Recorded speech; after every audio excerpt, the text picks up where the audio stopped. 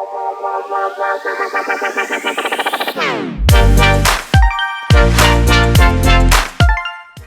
right, what a week it has been so far. Two Big Ten teams in the semifinal, one independent, and just one SEC team that barely escaped with their wits about them. Honestly, they got extremely lucky that targeting call was not called. I don't know about you guys, but I was on Twitter just looking around, and I was also tweeting so many people that are saying that targeting call should have been called, and that it probably would have changed the outcome of the game. Yeah. I mean, it's crazy because there's like two different aspects to the targeting. It's the crown of the helmet when you're leading with your helmet, and then there's the defenseless receiver part.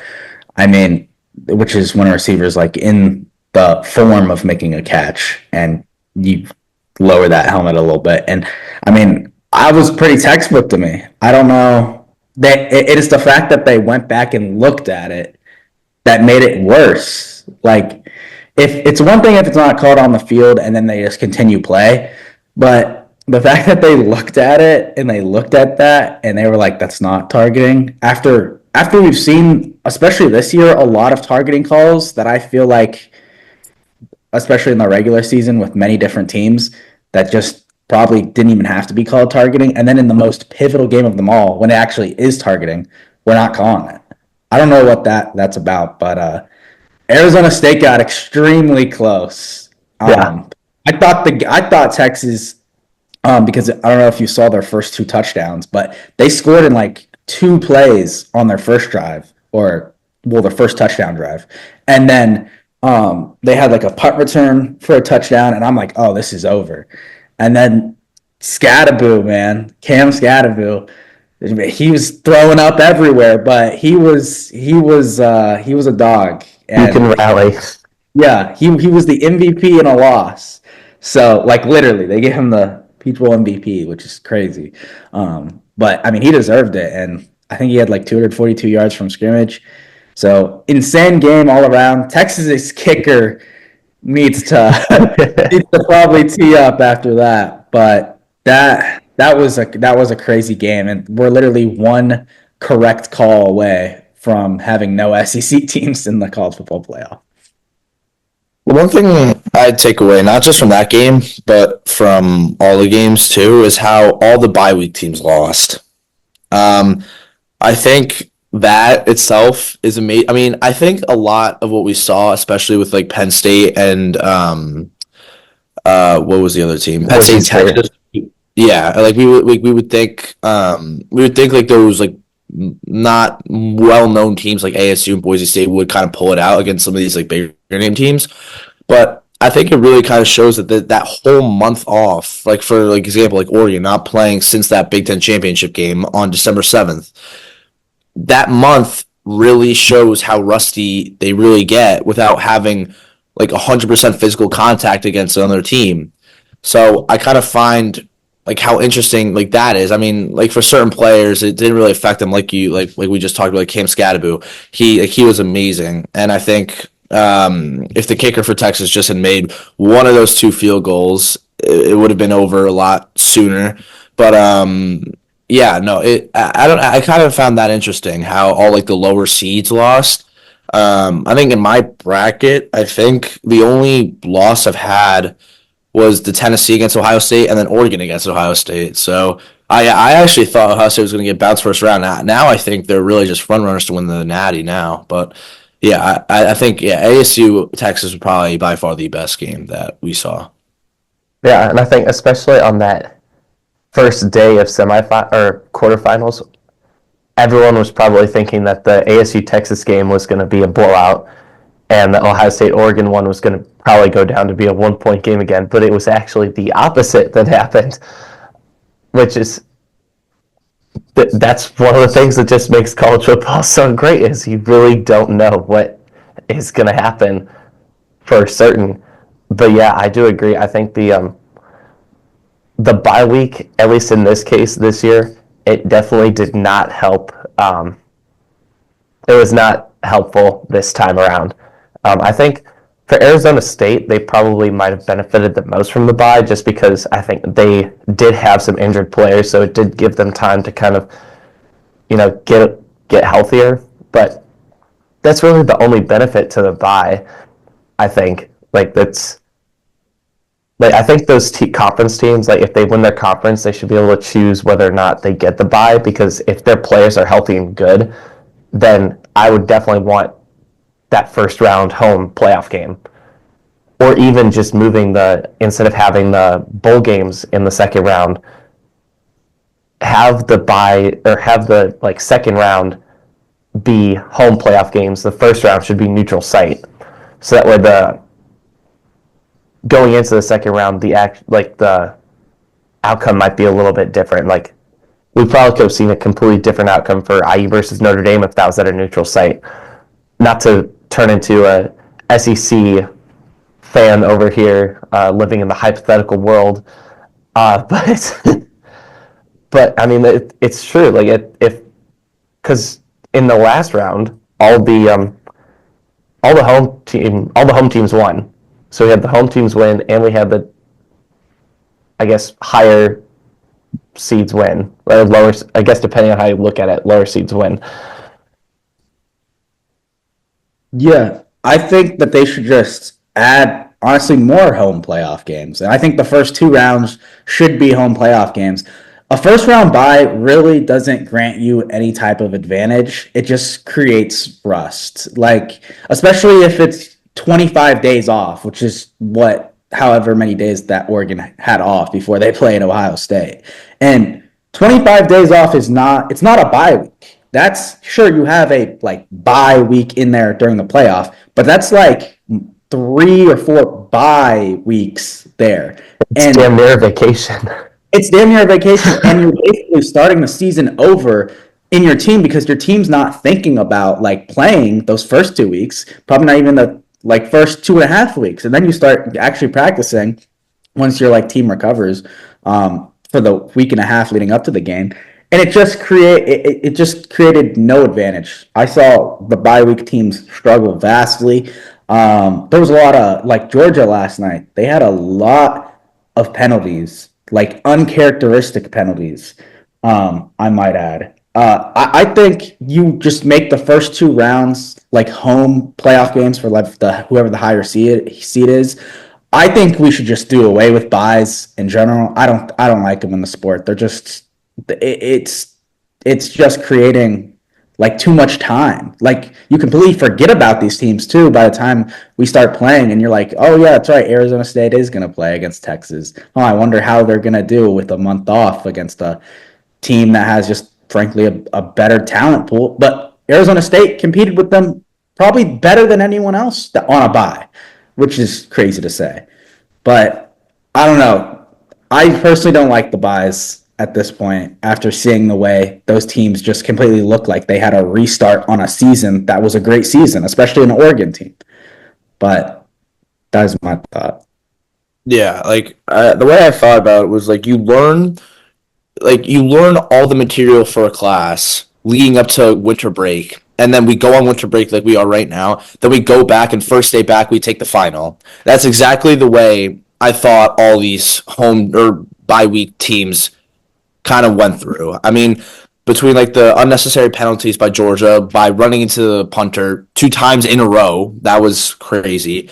Oregon just getting blown out pretty much throughout the entire first half before they kind of made it interesting. And then Boise State just being limited with Ashton Jeanty. I mean, I'll say Ashton Jeanty didn't play terribly, but definitely not the same formula that he's had throughout the regular season.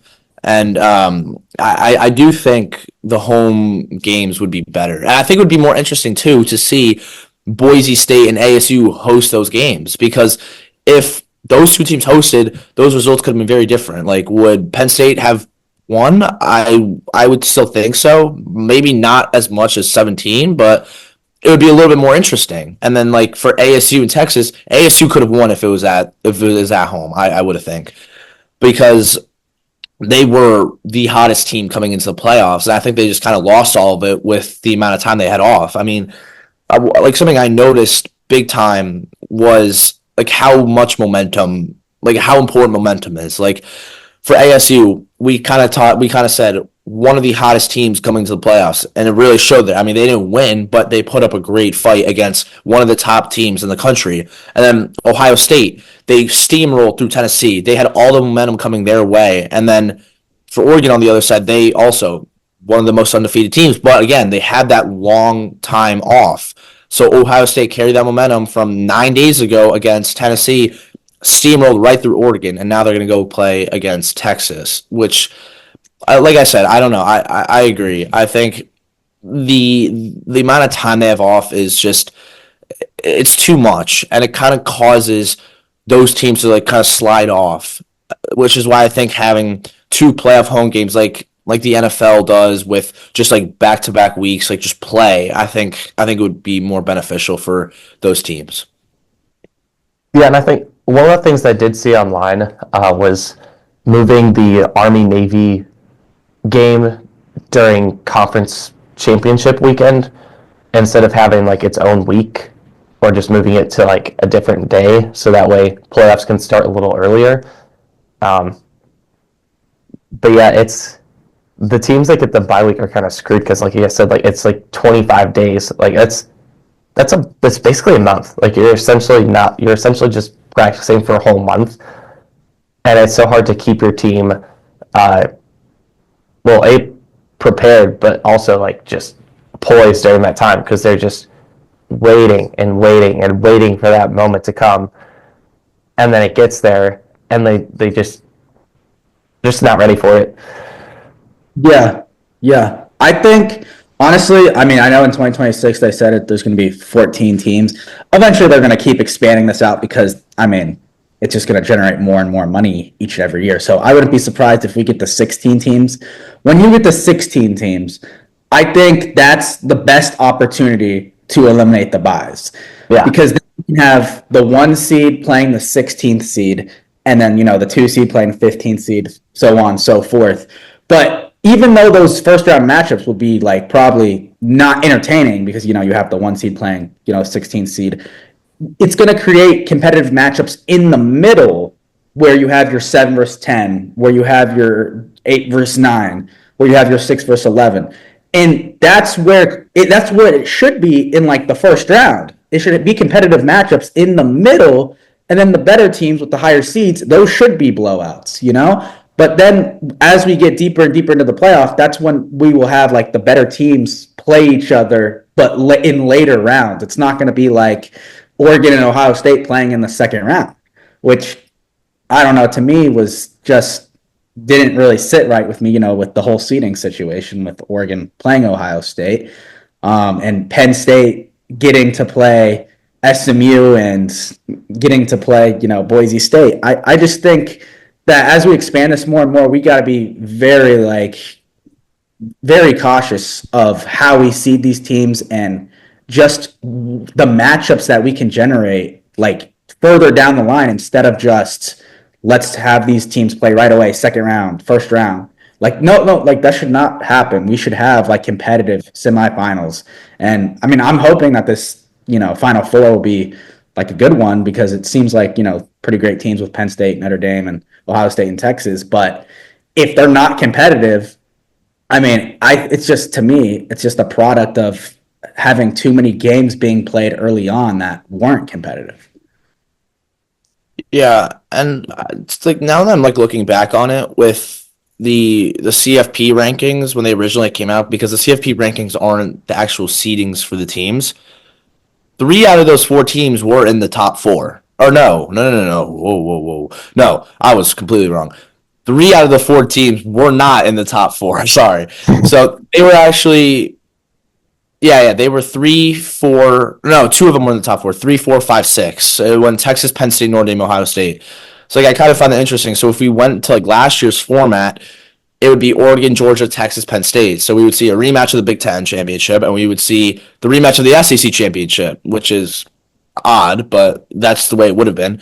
But it's kind of interesting now that we see the 3 through 6 seed kind of play each other in the CFP rankings. But yeah, I don't know. The more they expand it, I think the more money they will generate. And I think we're going to start to see that this year with how much more they make because of the different matchups that we've seen. Like some of like the smaller market teams are playing some of the bigger market teams. They kind of want to see that, or more the viewers want to see that more.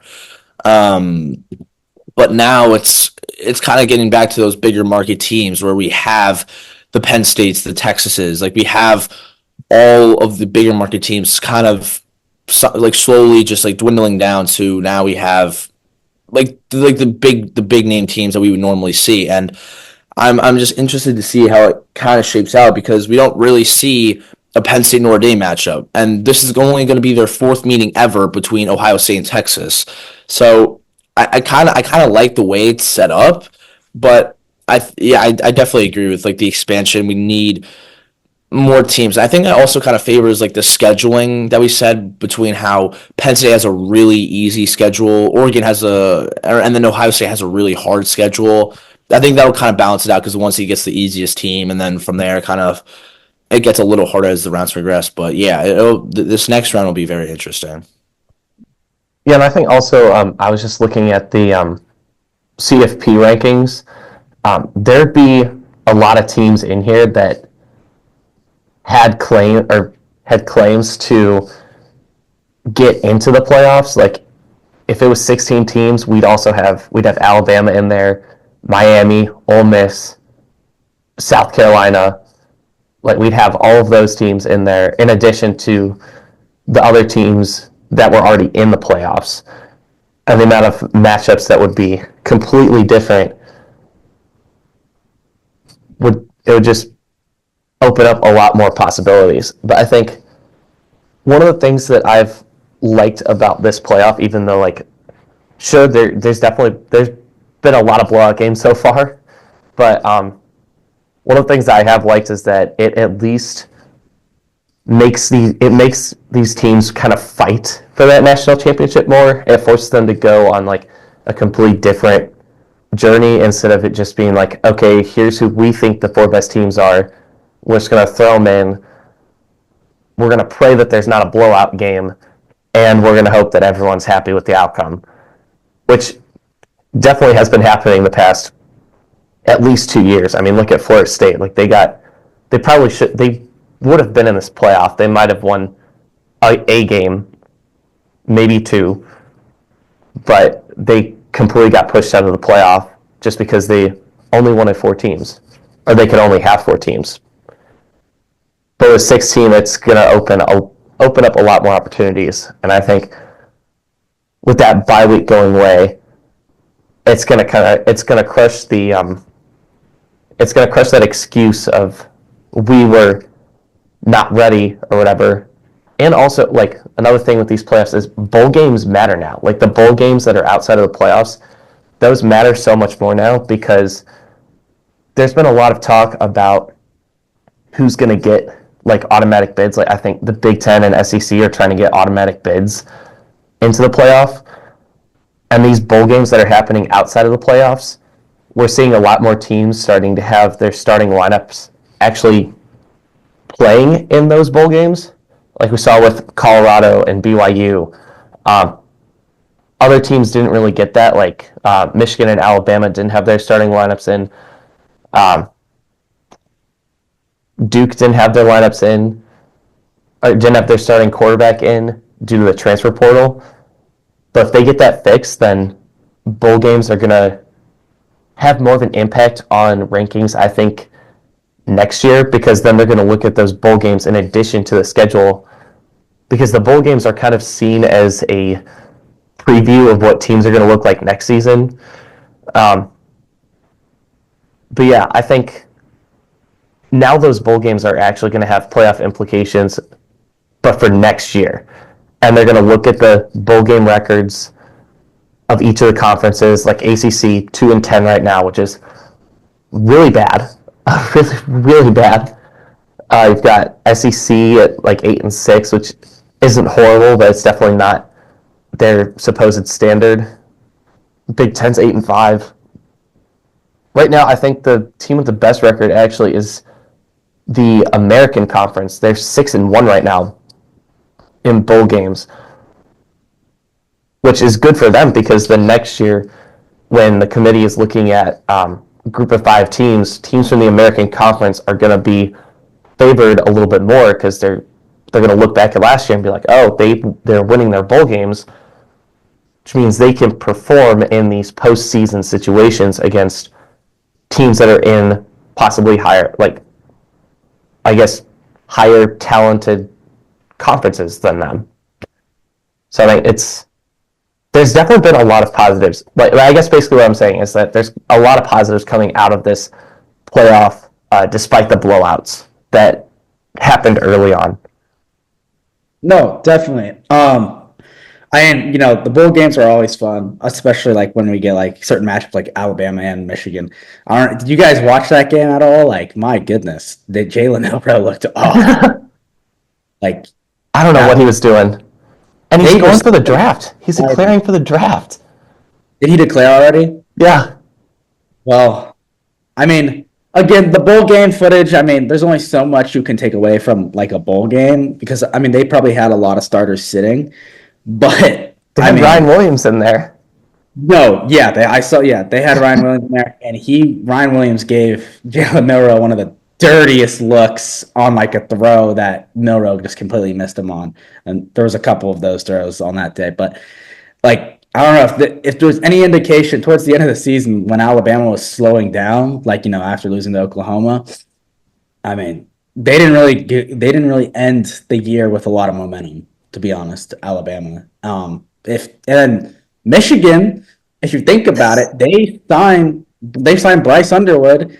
They, beat Ohio State, and then they beat Alabama. They have like a bunch of momentum going into next year, if you think about it that way. But yeah, I think they lost Davis Warren by like third quarter or something like that. And Yeah. so Michigan, really all they could do is run because Alex Sorgi has shown he can't throw throughout the year.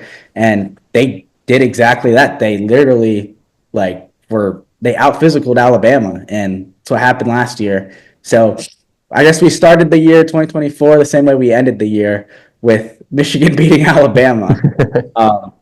But that was a surprising game, I think, especially how low scoring that game was. But going back to bowl games in general, I think I don't know how they can be necessarily competitive if there's always just going to be players sitting out.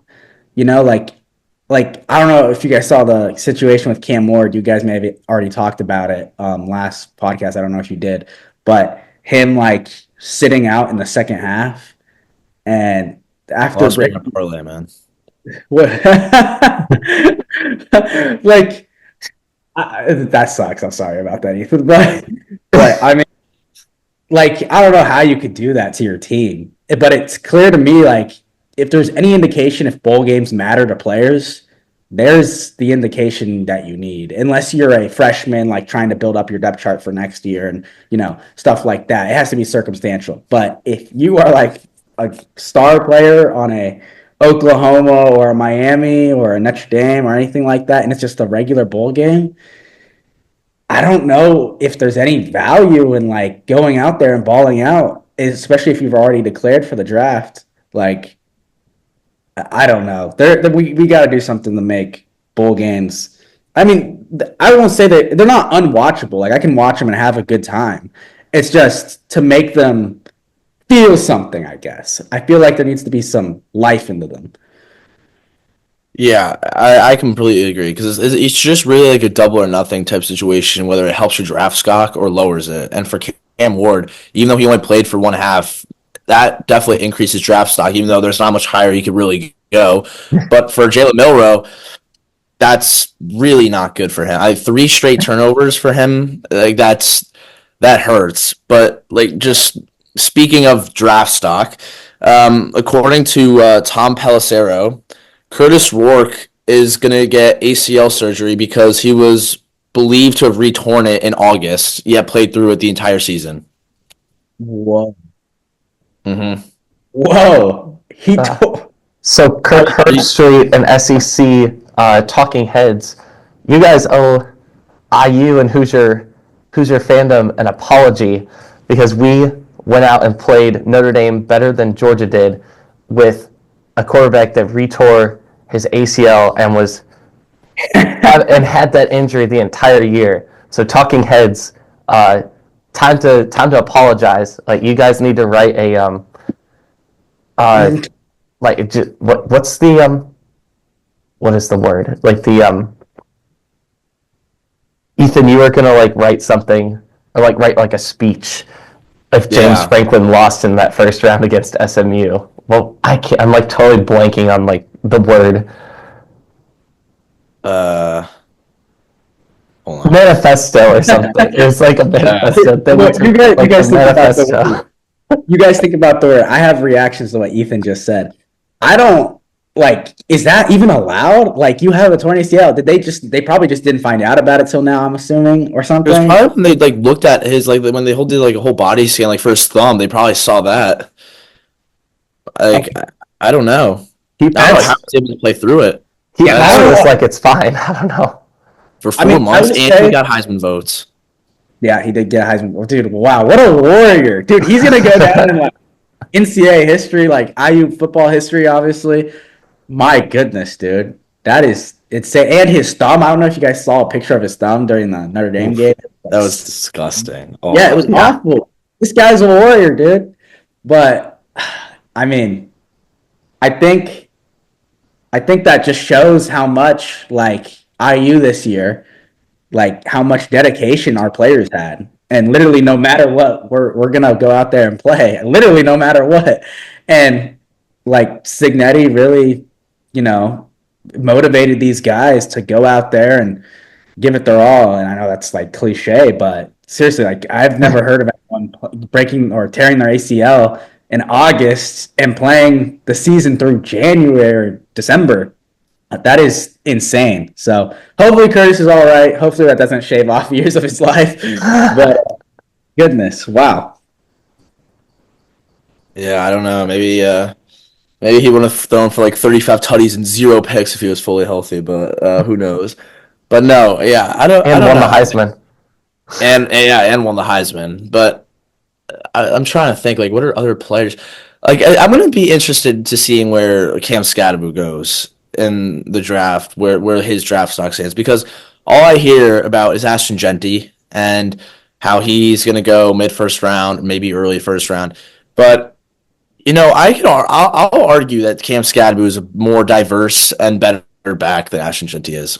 I think there are factors that kind of lean towards Ashton's favor, but I think overall, if I'm a GM looking for a running back, I like someone like Cam Skattebo. Like, honestly, like See, here's the thing. Cam Skattebo and Ashton Jeanty, they are two NFL comparisons, are probably the two best backs in the league that we've seen. I mean, like Ashton Jeanty, Derrick Henry, he's a tank. He runs through everyone. While Cam Skattebo, he can literally do everything: run, pass, catch. Saquon Barkley. I feel like those are two best college football running backs versus the two best NFL running backs. Like, you're looking at the two up and coming best backs in the league. It'll just be interesting, but I think I haven't heard much like draft like noise for Cam Skattebo, but I hope this bowl game helps, because there is not many times that a loser of one of these big bowl games like the Sugar Bowl, Cotton Bowl, Orange Bowl, whatever, that the losing team has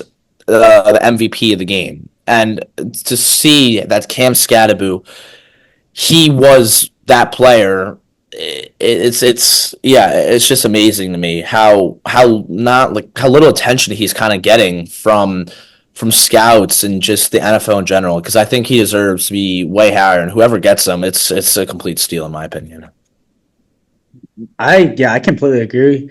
I honestly, watching Jeanty against Penn State, I think that when you stack 8 in the box, especially at the college level, where guys aren't like at the NFL quarterback level, I mean, it's so much easier to stack the box and to stop the run. And Jeanty was still able to rush for 100 yards.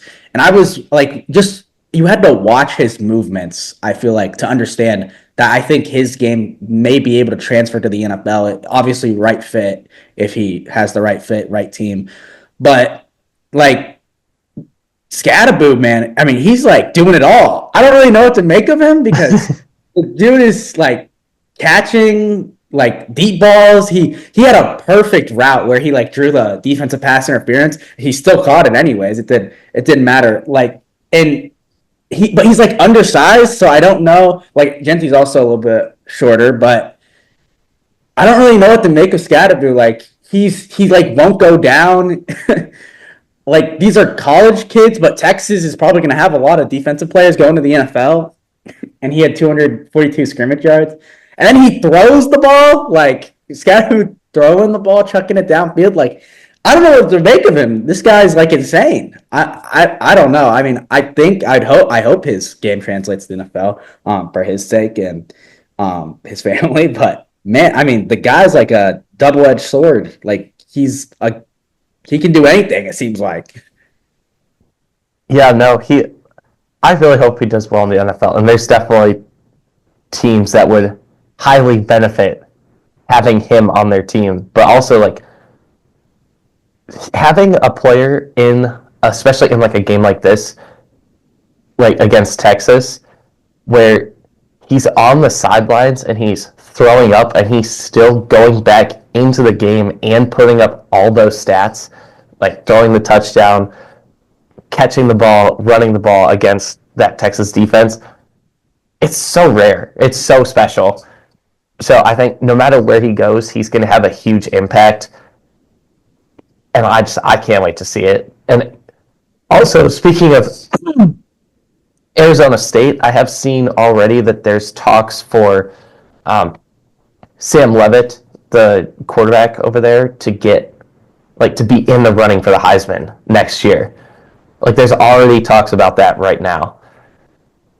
And, like, I mean, it's definitely warranted because, I mean, this kid, he's a redshirt freshman that played in a playoff game. And I don't think he started for the entire year either. And honestly, I think he looked, even though the stats say otherwise, I think he looked better than Quinn in that game. I really do. I think he handled the pressure in the pocket and just like the way he was moving the ball. I liked it way more than what Quinn was doing.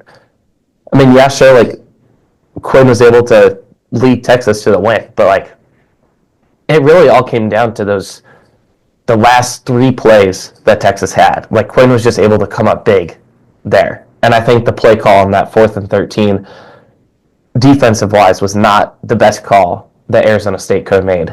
They put too much pressure on the front, gave Quinn an opening to throw the ball, and then that was it. But the safety net was abysmal back there. Yeah. Like, if he has to get back there, it's like the one area of the field you have to cover. I mean, yeah, they probably could have rushed maybe 5. They probably could have put like 5 in the box, had someone quarterback like QB spy, just because, I mean, Quinn did have a rushing touchdown at some point during the game, so he showed that he could run, and then you put everyone else back, man coverage. Like that's what they should have done, but they didn't do that. But yeah, no, I can't wait to see this Arizona State team next year. I think they're going to be really good. I think they're going to make some moves in the portal now after the performance they put on, and people are definitely going to be more inclined to want to go there after seeing what they did against Texas, because it definitely was not a size thing. Like, they had a huge disadvantage in size. They were outweighed like 60 pounds per person on the lines of scrimmage. Like, Texas had 60 pounds, like their linemen were 60 pounds more on average than the Arizona State linemen in that game. Like, that's crazy. That's insane. And they were still able to take Texas to double overtime. So I think Arizona State, they're gonna get some people once the portal reopens. Freshmen are definitely going to want to go there because there's so much hype around Arizona State going into this offseason, despite the loss. And also, too, I'll give credit to Kenny Dillingham, too, because he is one heck of a coach for that program. I mean, being able to mentor a redshirt freshman quarterback like that, to even put up a massive fight against like a hardcore Texas team is still incredible.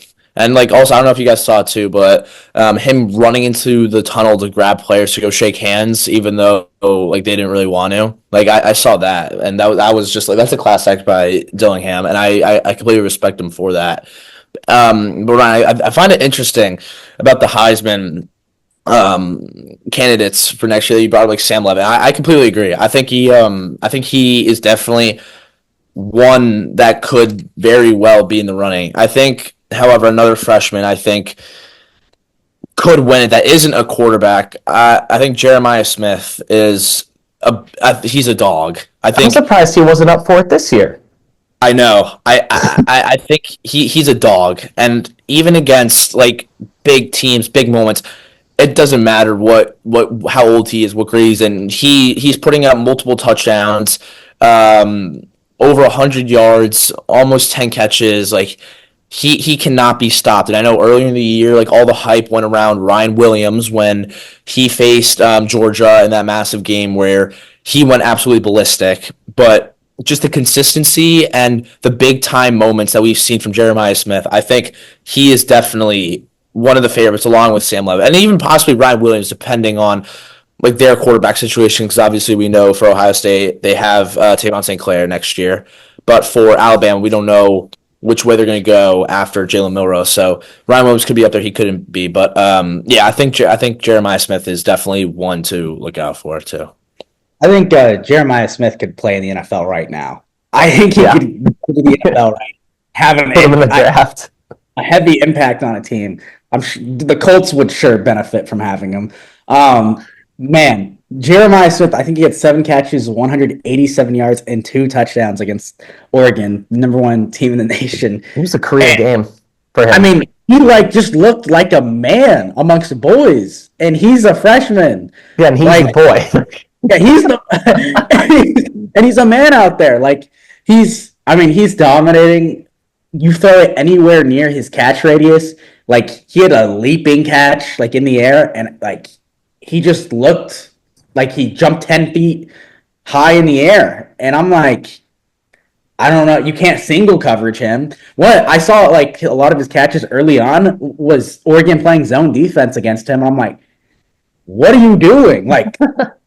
There needs to be man-on-man against him with safety help over the top at all times. And Oregon was just letting him walk into a zone, catch it, 15 yards plus, and he turns a 15-yard plus gain into a see-you-later gain. I'm housing this. So, I mean, yeah, Jeremiah Smith, definitely could see him winning the Heisman next year, depending on Ohio State's quarterback situation. I don't know if you guys saw this, but the loser of Texas versus Ohio State will be playing a back-to-back against each other. So, for example, if Ohio State loses to Texas, Ohio State plays against Texas again week 1 of the regular season. Yeah. So whoever loses is going to be looking for revenge next year in week 1. Yeah, and that's definitely going to be something to look at, because if there's one thing that exists in college football, there's rivalries, but there's also revenge. And teams, like especially now, like they're gonna put that, like whichever team loses, that's gonna be bulletin board material. They're gonna put that up every day of spring training, summer training. They're gonna be looking at that game and they're gonna be like, we are gonna go win week 1 next year. Don't forget about this game. Play like, I mean, Ohio State's already playing angry, but like, the fact that we're going to have teams already in week 1 that are going to be playing angry, because I feel like most of the time with college football, a lot of the good games don't really start until like week 3 or 4. Like that's really when conference play actually starts. But this is an out-of-conference game, and it's going to be an electric game. Like it's going to be huge. So it's really like another thing with those playoffs is it's going to bring more.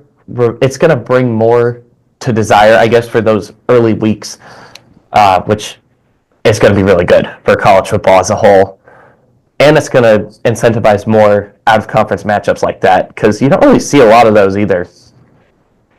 Yeah, I agree. I think especially the early weeks, where a lot of these teams are now kind of scheduling big games in the early weeks against each other. Like those head-to-head matchups are going to matter down the line when they're obviously making the committee selections and things like that. Like for the longest time, and Oregon obviously went undefeated. They deserve to be number one, but we just thought Oregon was better than Ohio State because they beat them only by 1 point in Eugene, Oregon. But I'll tell you what, like it obviously showed otherwise in the Rose Bowl, and whether that's because the time off, Oregon. I think the game would have definitely been different if Oregon played it a week after the Big Ten championship or 2 weeks after. But I don't know if they win. I mean, after what we saw, and also like Ohio State kind of found a formula here where throw it early, get up early, like the barrage of passes they scored against Tennessee and Oregon, like 2 score touchdowns, like quick. So you go up by 14 and then you sprinkle in the run game. Because early on in the season, they were trying to establish the run first to establish the pass. And clearly that wasn't working. And now they're establishing the pass to then focus on the run later in the game. And they have 2 great backs to complement that. But yeah. Yeah, I don't know if you guys have like checked your bracket at all, but I think if I remember, we all had Oregon winning the Natty. Yep. Which stinks for all of us now. But I honestly think now I found it interesting too because the 2 teams we were kind of nervous for were Ohio State and Penn State, both for Ryan Day and James Franklin. But in my opinion, it kind of looks like they're the 2 front-running teams to go to the Natty. I feel like when I'm looking at matchups, I feel like Ohio State should be able to beat Texas. I mean, just because of their momentum, and they have 2 dynamic duos on offense, between Jeremiah Smith and Emeka Ibuka, and then Travion Henderson and Quinshon Judkins. And then for Penn State, I don't know, I feel like they've just been rolling through everyone, and even though Boise State and SMU aren't the most competitive games for them, they are still good teams, and they're both AP top 25 teams. And Notre Dame, I don't know, I have them going to the Natty in my bracket, and right now it's still looking good, but I don't know. That win against Georgia, I don't know. I'm not really convinced, to be honest, even though they're the 2 seed. And I look at all the other games, it looks like Ohio State blew out Oregon, Penn State blew out Boise State, Texas, I mean, whatever. Texas is Texas. But Notre Dame, a 13-point win over a backup quarterback in Gunnar Stockton in Georgia. I don't know. I'm just not really convinced, to be honest. I feel like Stockton outperformed Leonard, at least through the air. Overall, you can kind of debate that, but 23-10 against Georgia and 27-17 against Indiana, I just don't know. I don't know how I feel about Notre Dame going up against Penn State. I feel like Penn State's just rolling right now, and Tyler Warren and Drew Aller, that connection is that's so hard to break up. It's the same with Will Howard and Jeremiah Smith, but I don't know. It'll be interesting to see how they change their formula up in 6 days when they play each other. Yeah, and one of the things that Penn State did in those 2 games against Boise State and SMU that I think was part of the keys to their victory, at least like getting there early, was the turnover battle. They were able to force SMU and Boise State to have turnovers early, run that score up, and then that was it. Like that's all. That's what they did to control the game. And if they do that against Notre Dame, I think they win.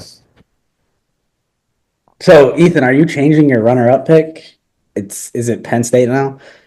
Honestly, I'm going to stick with my bracket just because I have Notre Dame going to the Natty, and I feel like that's kind of not a pick that a lot of people would take, to be honest. Because right now I have 3 out of the 4 teams, right? It's just the only matchup I've lost really is Ohio State throughout the entire thing. I had them going out first round, which I heavily regret now, but no, honestly, I think it would be. I still think Notre Dame will pull it out, but I think Ohio State wins the Natty, to be honest. Okay. Yeah, I agree. Yeah, you agree? Oh, yeah. No, the way Ohio State's been looking, honestly, I wouldn't even be surprised if they blew the doors off Texas like they have against Tennessee and Oregon. I mean, because of the way Ohio State's been playing, obviously, but B, also because of the way Texas has been playing. They just can't seem to figure it out on offense. I mean, despite the score against Clemson, it was a pretty close game. They allowed Clemson to have, like, I think 500 plus yards of offense, which they didn't allow any other team to have that many yards up to that point.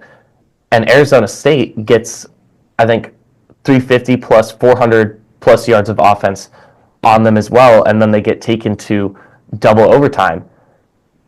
And and those are ACC and Big 12 teams. Imagine this juggernaut in Ohio State coming in with their millions of it feels like millions of weapons and opportunities that they have to score. I mean, it's just I just feel like Texas doesn't have a chance at this point. I mean, there's just no way. I just don't see it. I really don't. I think Texas gets blown out against Ohio State. The only reason why I give Texas a chance is because of like their defense. If they have a performance similar to what they did against Georgia, but then again, I'm saying this, and they give up like I think it was over 500 yards of total offense to Arizona State. Yeah, if I'm not mistaken. So Texas's defense needs to like seriously look in the mirror and be like, let's lock these guys down. I don't know how to stop Jeremiah Smith, or for that matter, the Ohio State get in there. But Texas needs to come. That's what they need to focus on. Like eliminate. Try to. You're not going to be able to stop Jeremiah Smith. Try to contain him. You definitely need safety help over the top on him. Yeah. I would definitely try to make Ohio State like dink and dunk down the field, because it seems like Will Howard has been pushing the ball down the field, and usually that happens when there's only one safety in the middle of the field and there's going to be openings in the corners. And Will Howard has had beautiful touch, by the way, on his passes in this playoff. Like, I was not expecting that from him. Yeah, like, not his eyes. Like, literally against Oregon, he threw one to Emeka Ibuka. It was a touchdown, I believe. And it hit the dude in the shoulder pad, like the Oregon defender in the shoulder pad. Like, it went right over his shoulder pad. Like, perfect touch. Also, another thing that really bothers me, like, defensive backs, turn your head around. Yes. Please. Like, just turn around. Like, stop blindly, like, going like this. Because, number one, you're going to get a pass interference call, so it's not going to even matter anyway if you deflect the ball. And number two, you have no idea where the ball is. If you turn around, you could literally get a pick. Like, yeah. I can't stand that stuff. But, yeah, Texas, I think their defense is going to be able to keep them in the game. It's just, I think Quinn Ewers is going to stall the drives so many times that then Ohio State will kind of pull away late. I'm excited for the Penn State Notre Dame game.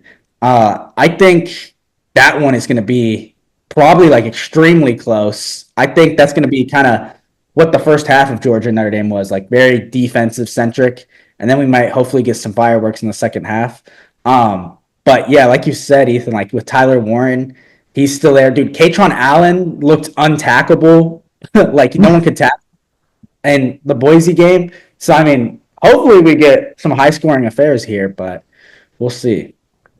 Yeah, and also, too, like, I mean, if Texas is allowing, like a combined 55 points between Clemson and Arizona State, and they have to go against Ohio State now, it's going to be a rough day. Because Ohio State put up 40-plus in both their games, one against the best team in the country, and another against Tennessee. Like, it's going to be tough. But against, like, and again, Ohio State is one of these, like, there are 12 teams in the playoffs. I would say maybe 9 of them are very running back heavy. Ohio State's only one of those few teams that have a dynamic receiving core that they can actually rely on. Like, out of the 4 teams here, I feel like Quinn Ewers, I don't trust Quinn Ewers really throwing the ball. I mean, for Ohio State, I mean, they have Ibuka, they have Jeremiah Smith, so that's one team right there. I mean, Drew Aller, I'll give that to him with Tyler Warren and their receiving core. That's another team. But Notre Dame, heavy running. Georgia, because they don't have Carson Beck, they're also heavy running. And then obviously Genty with Boise, and then Oregon with Jordan James as well, and then ASU with Cam Scadaboo.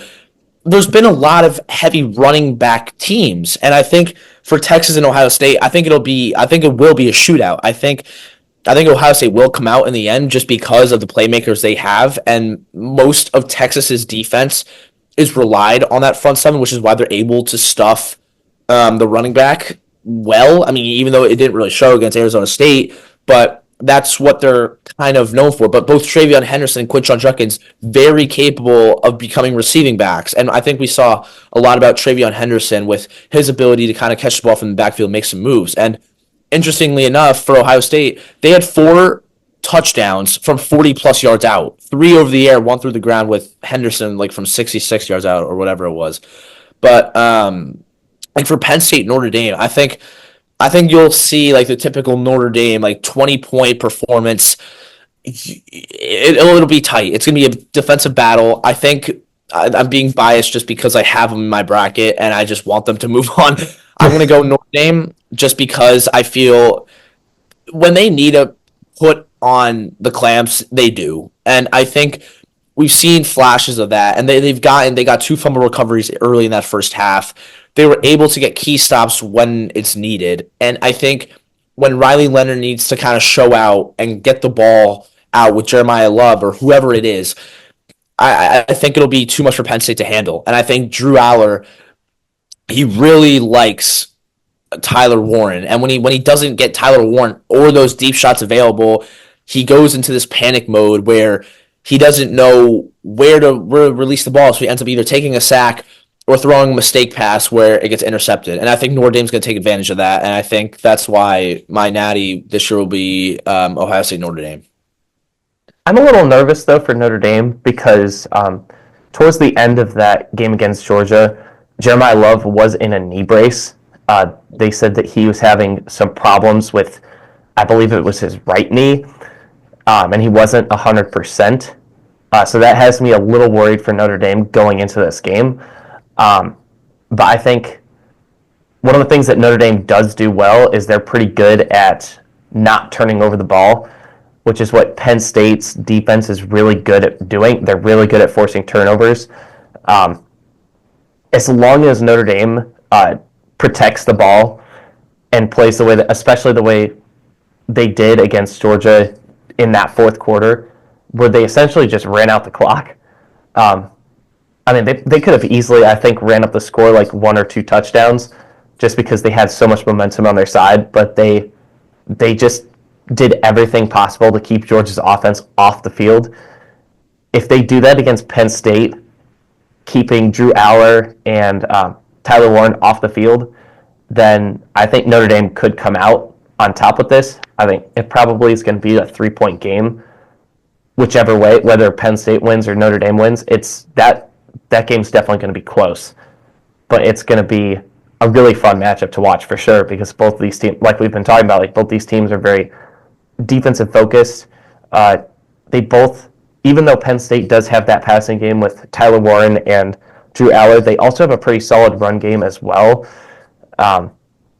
If they open that up, Penn State, they could light up the scoreboard possibly if they get that going. But that will be a very interesting matchup to watch. But I still think Texas is going to get the doors blown off, and I kind of hope they do just because I think that'll be like the nail in the coffin for the SEC bias.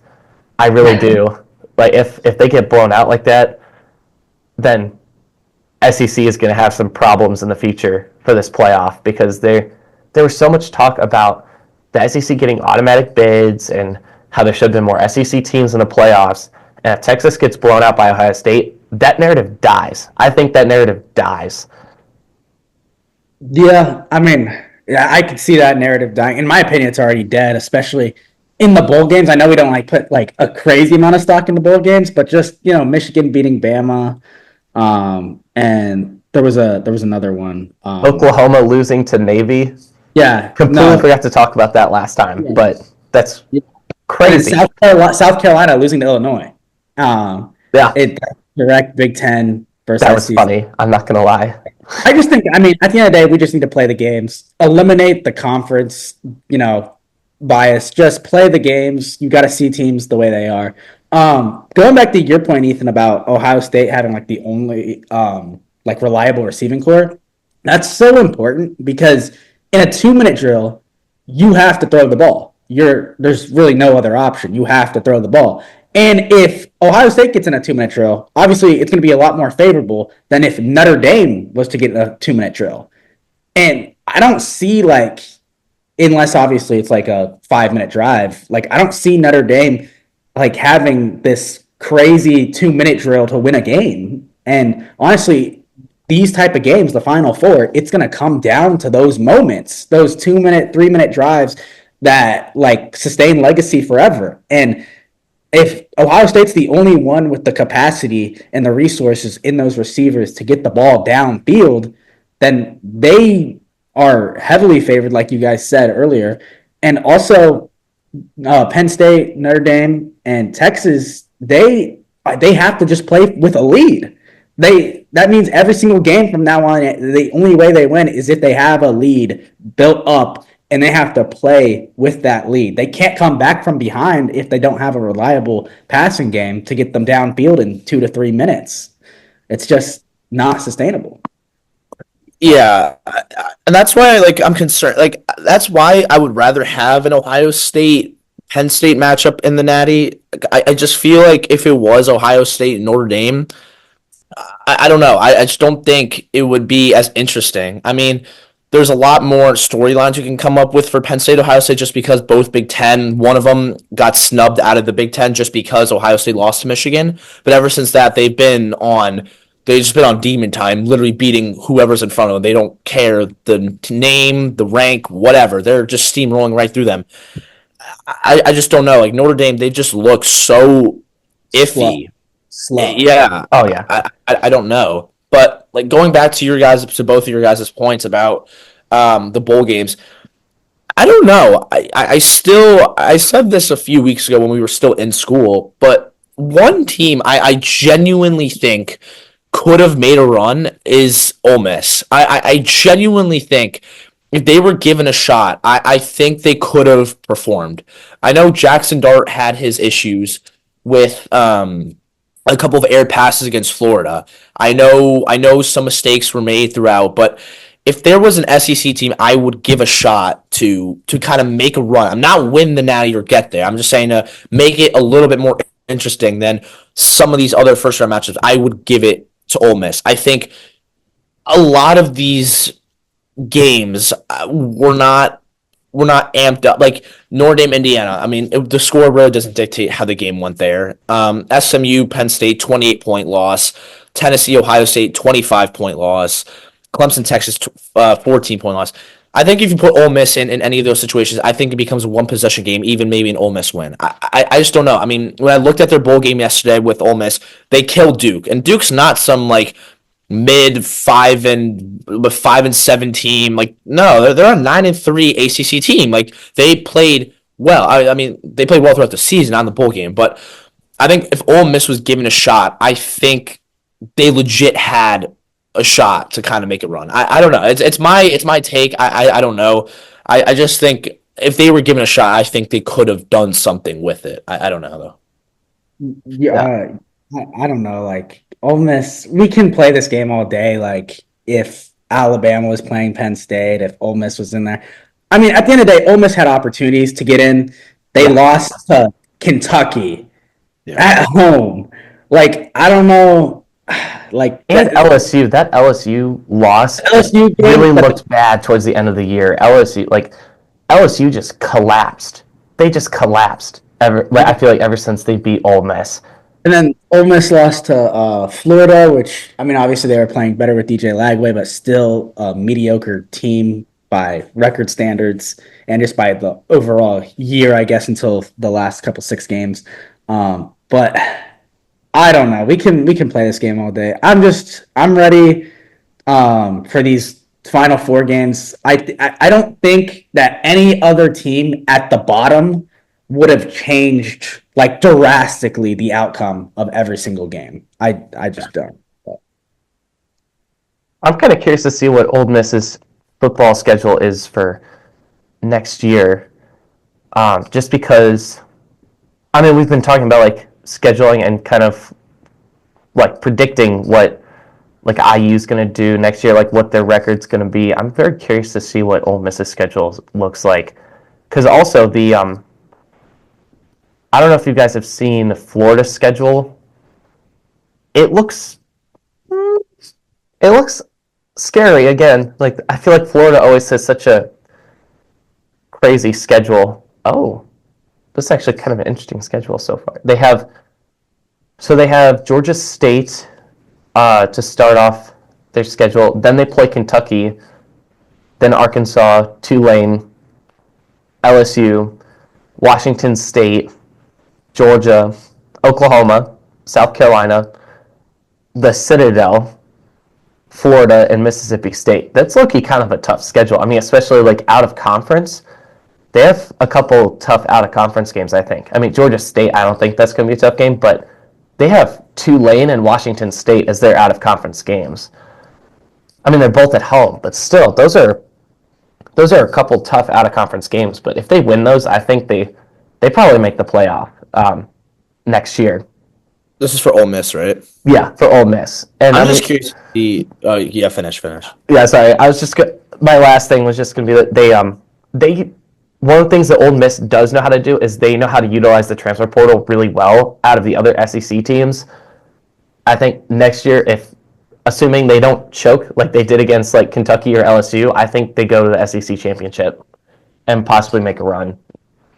Yeah, I mean, it'll be interesting. I mean, I'm just curious to see where they go at quarterback. Yeah. Because they lost both Howard and now Dart to the draft. So that's 2 string quarterbacks gone. I'm just curious to see where they end up going and how that kind of affects the offense. Because I know they're starting tight end too in Caden Prescorn. He's going to be gone. I don't know about their whole wide receiver core, but yeah, I don't know where their offense kind of goes. Just because, I mean, Jackson Dart, he's got some big shoes to fill. I mean, or not him, but someone's got big shoes to fill in Jackson Dart. He's been really good, and obviously they had higher hopes and probably expectations too, I guess, coming out of the SEC, but didn't work out for them. But Jackson Dart was a phenomenal player, and I think he will be a good player in the NFL. And I don't know, it's going to be interesting to kind of fill in those big SEC shoes just because of the noise around them, even though they're kind of getting beat up right now in the bowl games this year. But I don't know. It's the SEC. It's Ole Miss. It's loud. There's a lot of pressure standing in that pocket in the middle of Mississippi. So we'll see. Yeah, I think like kind of last thing here for me, I think also when we talk about teams like Ole Miss and like other SEC teams and like the coverage of all these bowl games and all these like playoff games, I feel like we need to have the whole coverage be like in one, because right now it's just ESPN basically like doing all these games, a lot of it. And I think we need to get Big Noon Fox involved. Like, it doesn't have to be at noon because I know we don't. Not noon games. I meant no one likes the noon games. Yeah. I meant like Big Noon, like involved in the coverage, because primarily Fox is, and for years they have been. I know now CBS is kind of getting more and more of Big Ten rights, but for years it's Fox's Big Noon is covering the Big Ten, and now the coverage is no longer there, and it's just ESPN. And ESPN, the reason why we may feel like there's so much SEC bias is because ESPN, they only cover SEC teams for the primarily most part during the year. And ACC. They also cover ACC as well. And ACC. Unfortunately, the ACC this year did not get too many contenders. But I think like when you have so many like teams and it's the ESPN is talking about these teams, and they don't know much about IU. Like, they don't know much about Penn State. And Fox does. Like, I feel like there needs to be some diversity in the broadcasting. So that way we actually have broadcasters that know the teams in and out, like a Joel Klatt or a Gus Johnson. But that's just, I mean, I guess that's just me.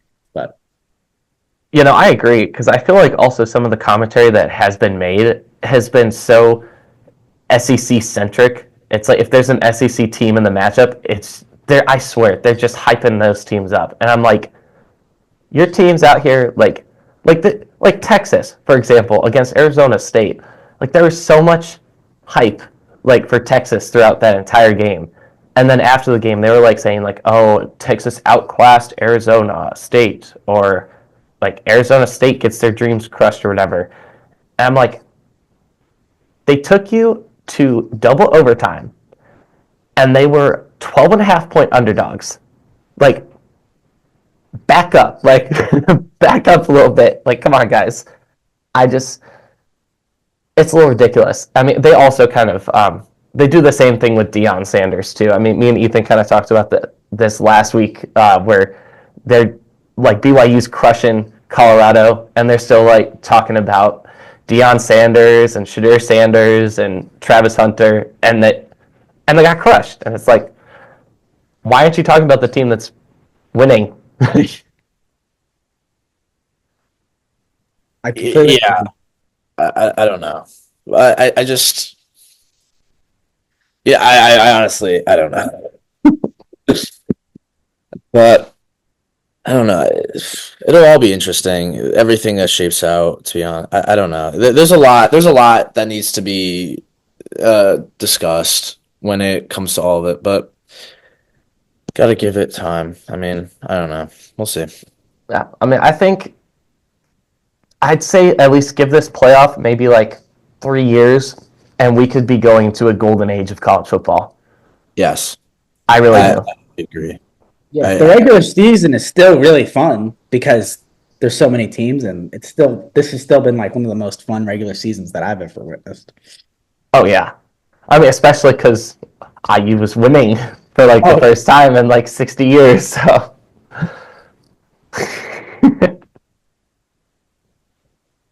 But yeah, no, the regular season I feel like is always fun, but like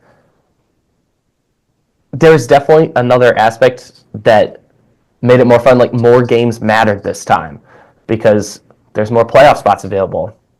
There's a lot of different paths that teams can take instead of just win and get in. I mean, obviously you have to win to get in, but like there is a little bit of room for error,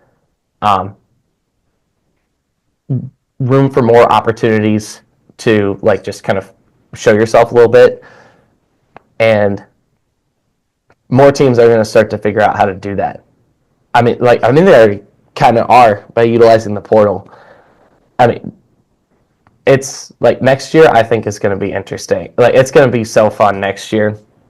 Like if this year was fun, next year is going to be something with Dabo finally using the portal, Bill Belichick in there now, Sig on year 2, Deion on year 3 for Colorado, with all the recruits that he's brought in, people from the transfer portal that he's brought in, Dillingham, like what he's going to do with Arizona State next year. It's going to be cinema, as they would say. It's going to be absolute cinema. I agree. Yeah. So I guess with that, I guess there's only, I think, 3 bowl games left after this. There's the Virginia Tech Minnesota game. I think there's Texas State. Let's see, who does Texas State play?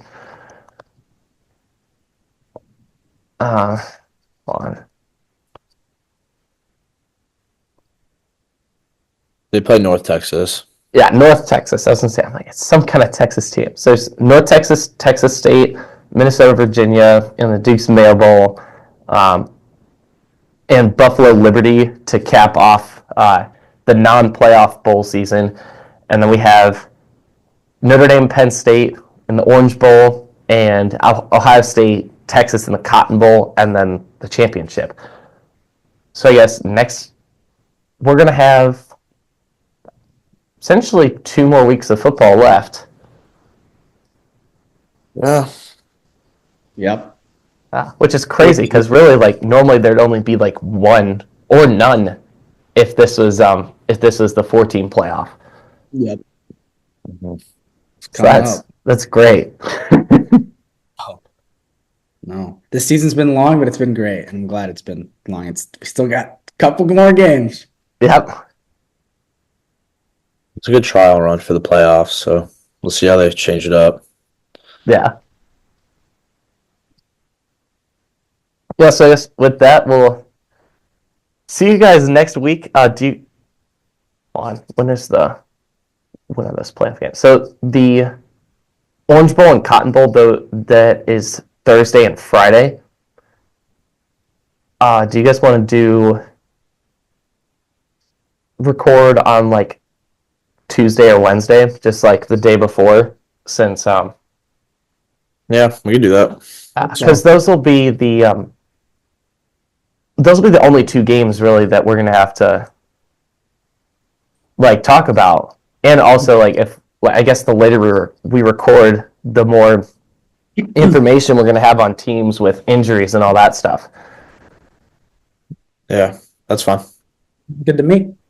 All right, awesome. Yeah, so we'll see you guys all on either Tuesday or Wednesday next week. So like the I think that's gonna be like the 8th, like 7th or 8th of January.